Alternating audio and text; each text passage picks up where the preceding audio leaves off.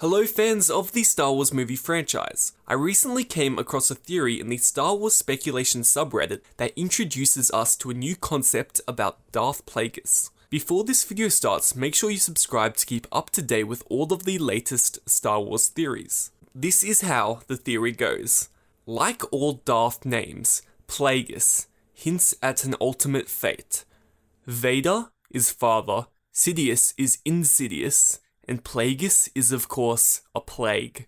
It's his fate, and I think this ties neatly with The Last Jedi, and could answer many questions.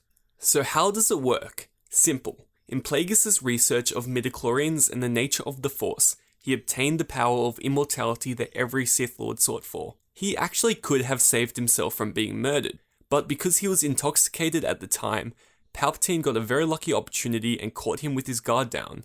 Plagueis is dead, but one thing Palpatine didn't know was that Plagueis' essence was already transferred into Palpatine, some time ago actually. And like some diseases, it can be carried for years without no symptoms and then later become active. At some point, Plagueis' consciousness would begin waking up with Palpatine, and Palpatine's own conscious would slowly begin to fade. The essence was also transferred to Vader and even Darth Maul. In fact, it is because of this that Darth Maul was able to cheat death, besides being sliced in two. Forget about that lame surviving because of intense hatred explanation. That's probably what it just seemed like to him. But the Plagueis disease that infected his midichlorians was preserving its host on a microscopic level. What about Vader then? Well, because there was a little bit of light in Vader, it never awoke him.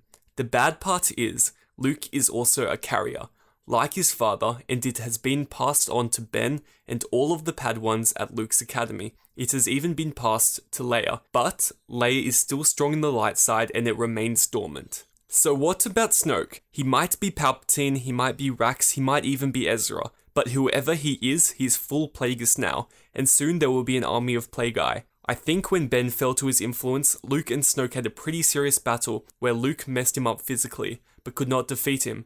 I think that Snoke Plagueis, in true supervillain fashion, explained to Luke the nature of his plague phenomenon, and that is where we see Rey's vision with Luke screaming. Luke had some very difficult decisions to make. In echoing his father, Luke had to destroy all of his Padawans for the greater good of the galaxy. Luke is in exile for two reasons. One is to quarantine himself, and two, he sought out to find the Force Temple. To combat the progression of his disease, he needs to stay where the power of the light side is strong, for you can't just murder all of your students without going a little dark yourself. You can imagine how conflicted he must feel when another powerful, awakened Force user shows up in the Millennium Falcon with his own father's lightsaber. Even if it is his very own daughter, or Obi-Wan's or nobody's, it's still a big problem. I hope you guys enjoyed this Star Wars theory. Tell me what you think about it in the comments down below. I'll see you next video.